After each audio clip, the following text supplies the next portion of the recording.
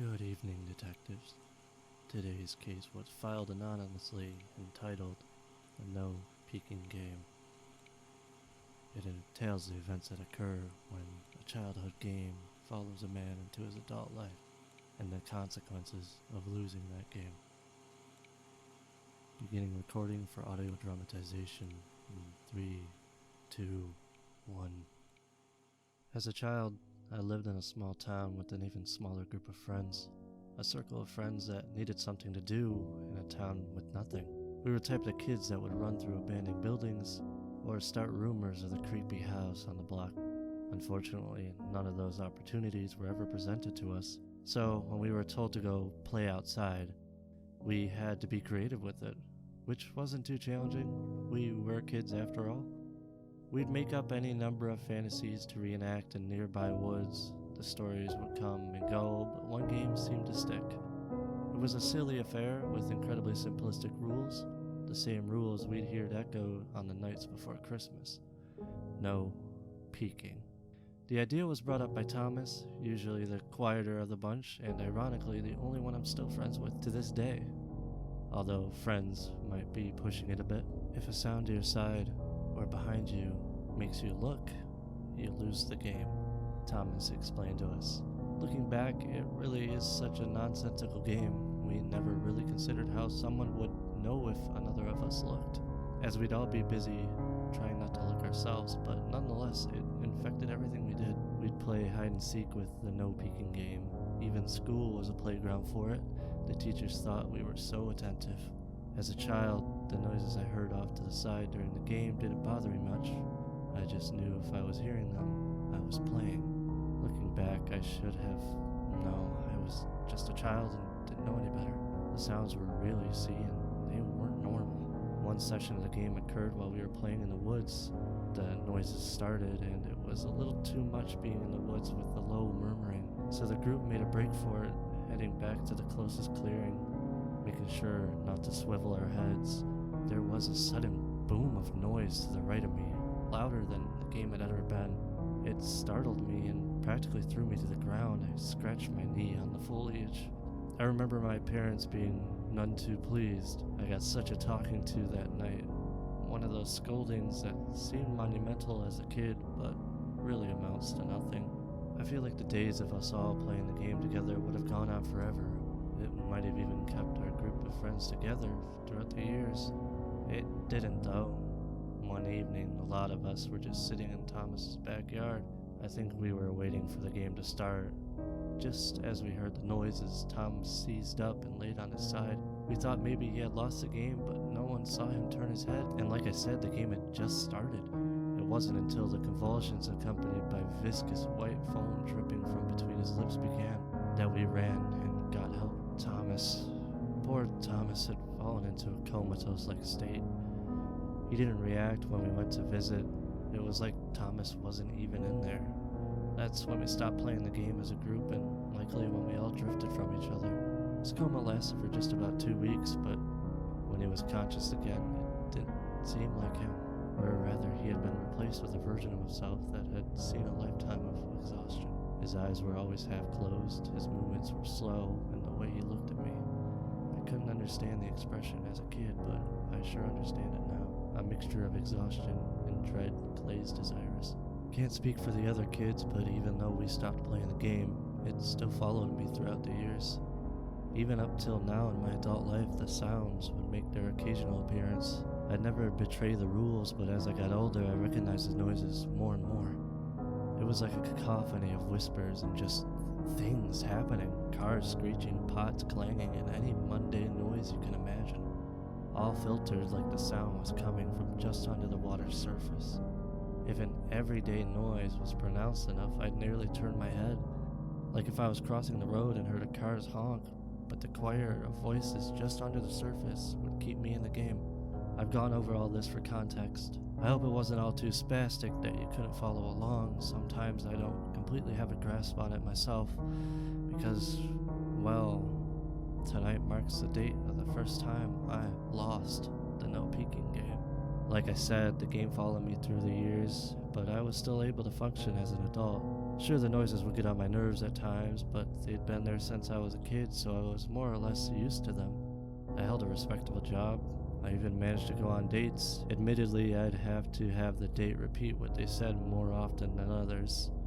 Still, I'm quite the charmer. This led to falling in love with one Bethany Walmore.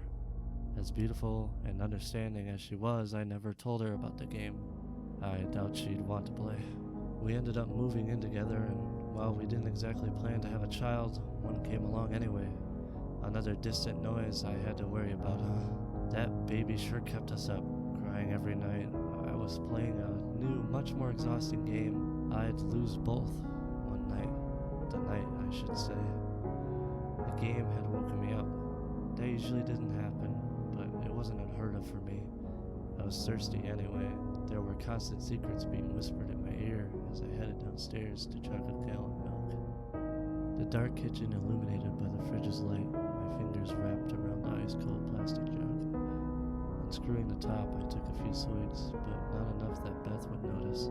I know, gross. Putting the milk back and thudding the fridge closed, I stared at my faint reflection. I was waiting for the noises to stop. Whenever I had to completely turn around, I would wait for the game to be over, just in case it counted as looking. Sometimes the games only lasted minutes, other times, well, my feet would get pretty sore. Then I heard a cry, an all too familiar cry. The same one that has kept me up for weeks now. The shrill whine of my child. It caught me off guard and I turned towards it. I lost. My kitchen was illuminated once more, but this time by I'm not even sure how to describe this, like an ethereal TV screen. A large glowing rectangles whose edges seemed to flare out into specks of light that would then diminish. Like a television, it was playing something. Cautious and confused, I approached it. I didn't recognize what it was displaying at first, but in my amazed trance, I slowly remembered the faces of my friends the TV was playing. I remembered some of the games we played together. It was all being shown to me through the perspective of some outside observer. As such, I could see myself in third person. How would I ever be able to pull my attention away? I was living my life again vicariously through, well, myself. Everything presented on the screen was filtered through a glittering lens, colors saturated and popped more vibrantly. Memories would jump from one to the next without much warning or even in the correct order. The screen shifted, and I watched myself running through the woods with my friends. These memories weren't chosen at random. They were moments when I was playing the game. This memory was always vivid in my mind. I knew what was about to happen and couldn't explain the intrusive thought, but maybe I could alter it. Words slipped from between my lips before I had the chance to rationalize with myself just how silly the act was. I screamed a half-hearted warning, and the screen rippled like I had thrown a stone into it. The child version of myself was startled and lost his footing. Watching myself crash to the floor, I rubbed my knee in unison with the child. I was insurmountably bewildered, and in the confusion became a little more aware of the situation. Where my mind was once a flurry with amazement, there were whirls of caution. Just using my peripherals, I could see nothing familiar, so I looked around. Stepping back from the display of my memories, I observed my surroundings, or lack thereof. I was engulfed in monotonous darkness littered with small beads of light hovering, just like my memories did. A low mechanical-like hum was ever present, but could only be heard when I was searching for the noise. If there was any structures or landmarks, it was too dark to see them. The lights from the TVs were self-contained, never touching the floor or illuminating the dark as my memories had done for my kitchen. The kitchen that was nowhere to be seen. The nearest light was just close enough to make out what it was, but still far enough away to be unable to make out the details. It was another pocket of memories, playing out without an observer, but the landscape, or rather the rough shapes playing on the screen, weren't familiar to me. Did I feel compelled to walk to the other memories? I, however, had the sense to stay where I was and only take small steps to look past my screen. Beyond my memories, there were more lights, but far less of them. The lights eventually stopped and gave way to solitary darkness. It was hard to discern distance without any real reference point. Memories hanging in the dark to either side of me and behind me looked as though they went on forever in tandem with the darkness, creating this intriguing white line on the horizon of my eyesight that split the darkness in half. In front, the lights just stopped and the darkness went on without them. In the corner of my eye, on my TV, I saw Thomas come into view. He was just looking off into the distance. How long had he been hearing the noises as a child? Did he know what they meant? And even more so, how would he have known the rules? Then it flicked to the day the game died. All of us sitting in a circle on the grass, and Thomas' body just goes limp. I reached out to my shaking friend, extending my hand through the darkness and into the screen before me. When my fingers hit the light, they were met with resistance, or rather the sensation of it. Like a layer of plastic wrap, I was still able to push through, as unnatural as it felt. The screen shook as my wrist slipped into it, almost like it was speaking to me. I saw myself as a child momentarily clutch his right arm as Thomas was writhing around. Both versions of me likely had the same curious expression. Quickly, I pulled my arm back and the screen went still again. Like when I yelled before, I could interact with this version of myself. My ability to alter or at least make suggestions throughout my life, as long as I was playing the game. This tempted me as I watched memories of myself growing older, dealing with whatever life threw at me. Felt like watching a really poorly edited home movie through a more attractive lens, despite the gnawing urge I managed to keep to myself. I'm pretty into philosophical pools of thought and considered that messing with the memories I had made would possibly result in more negative light. I was happy where I was. The longer I stayed in that void, watching, the more I could remember my life, not just by the select memories physically on display before me, but in my own head things became clearer. It was almost nauseating. Everything was flooding into me. Every sorrow and joy I had ever experienced I could recall with crystal clarity. So well, in fact, that my nerves became convinced I was cold when remembering a cold night, and my joints sore when reflecting on injuries.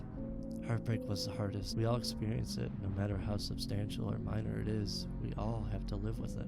When it's every heartache flooding in at once, however, it's completely unbearable and no pleasant thought could quell it. Each moment building upon the last.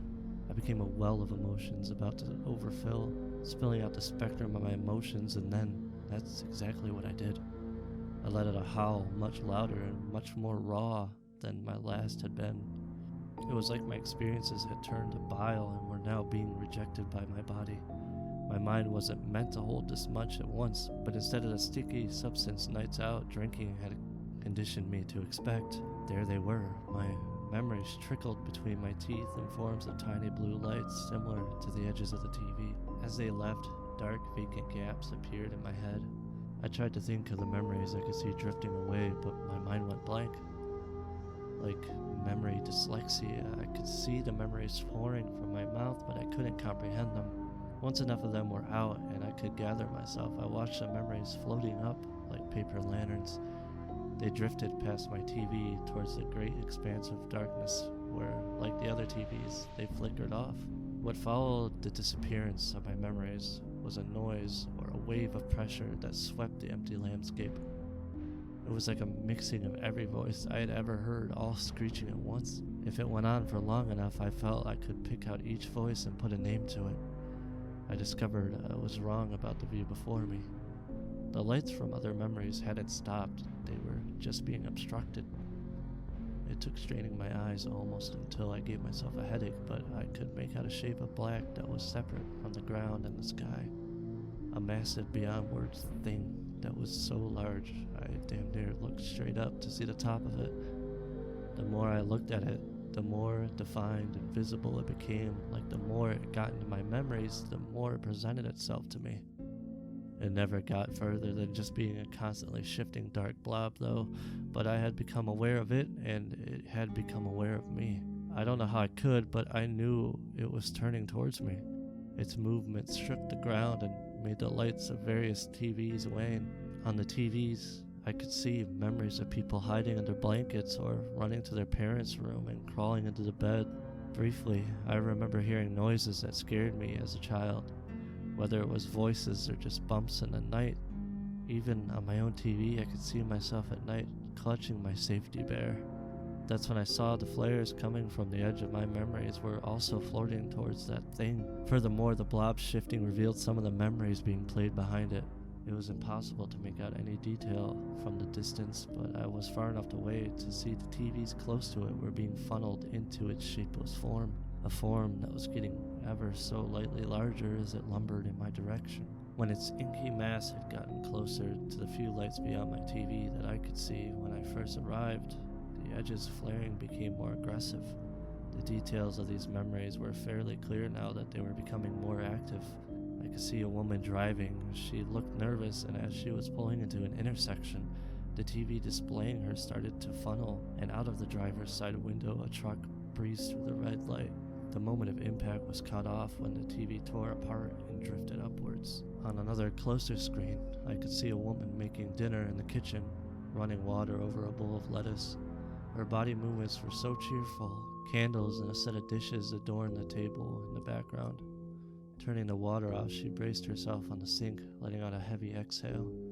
Reaching up, she clutched her chest and began to shake. Legs gave out and she dropped to the floor. A cell phone in her pocket tumbled out and she reached for it. The attempt to use it was rendered useless. She was shaking too much. The angle of my perspective, she was almost looking at me. Then her memories too ripped apart and drifted upwards. It was getting too damn close. The edges of my TV started a harsher flare. The memories had looped around and were playing bits of my childhood again. I was physically feeling weaker.